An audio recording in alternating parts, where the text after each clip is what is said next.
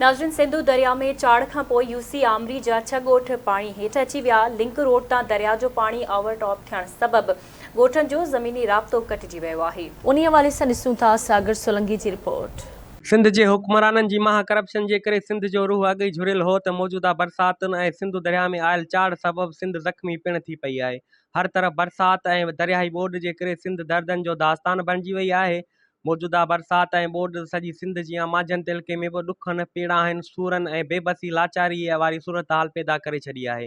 हर तरफ़ ज़िंदगीअ जे मथां क़यामत बर्पा थियल आहे।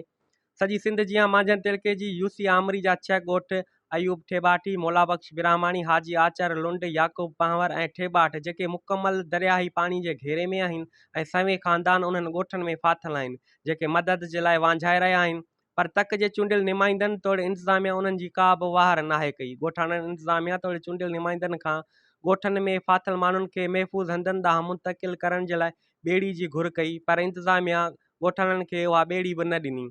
ॻोठाणनि पंहिंजी मदद पाण तहत 2 खटुनि, 3 ड्रमुनि ऐं 4 पाणी वारे झरियनि ते हथरादू ॿेड़ी ठाहे उन ज़रिए ॿाहिरि निकिरी रहिया आहिनि, जंहिंजे करे उन्हनि जी ज़िंदगीअ खे हर वक़्तु ख़तरो रहे थो।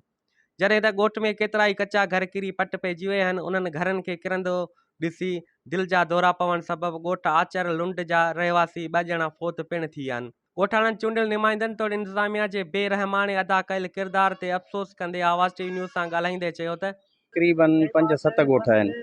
ॻोठ मौलाबख्श बिरामाणी आहे, ॻोठ अयूब ठेबाठी आहे, ॻोठ हाजी आचर लुंड आहे, ॻोठ याकूब पंवर आहे, ॻोठ केटी कादर बख्श आहे। इहे तकरीबन सभु पाणी जी लपेट में अची विया आहिनि, जिन जे सैलाब टोटल घर किरी पिया आहिनि। हिननि जा असां वस वारनि ॾे न्यारे न्यारे थकिजी पिया आहियूं। उमेदूं रखियोसीं त हाणे हिन वहकरनि मां हू वॼाइनि था पिया जेके बीठा आहिनि। तव्हां पंहिंजे कैमरा में ॾिसो, असांखे ॿेड़ीअ ज़रिए कढियो, ॿेड़ी असांखे मिले कोन थी।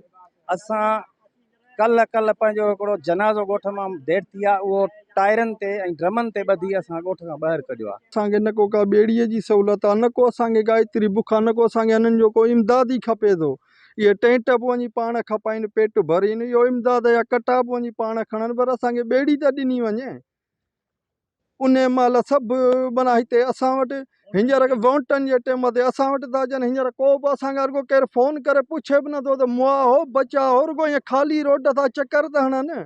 असां इहा आबाद ॻोठ में बीठा आहियूं जिते हाजी आचर लुंड जो ॻोठ आहे। चवंदा आहिनि हिते सभु कुझु हीअं थींदो, जीअं पाणी चढ़ियो आहे त असां वटि को बि सियासी वर्कर असां वटि न आयो आहे। हर ॻाल्हि इन पाणी चढ़ण खां बावजूदि असां सां हीअ हालत लॻी पई आहे। असां वटि का शइ न आहे जेको पाण खाऊं था, बचनि खे खारायूं। सही सलाम आहे असांजो हिन चूंडियल नुमाइंदनि खे जिन असां सां इहा हालत कराई आहे। हेॾा ॾिसो था केरु बि ॼाणे असां वटि आयो आहे। आमरी यूसी जे ॻोठाणनि तक जे चूंडियल नुमाइंदनि तोड़े इंतिज़ामिया खां घुर कई आहे त ॻोठनि में फाथल माण्हुनि जूं हयातियूं बचाइण जे लाइ संदन ॿेड़ी ॾिनी वञे। सागर सोलंकी, आवाज़ टीवी न्यूज़, सन।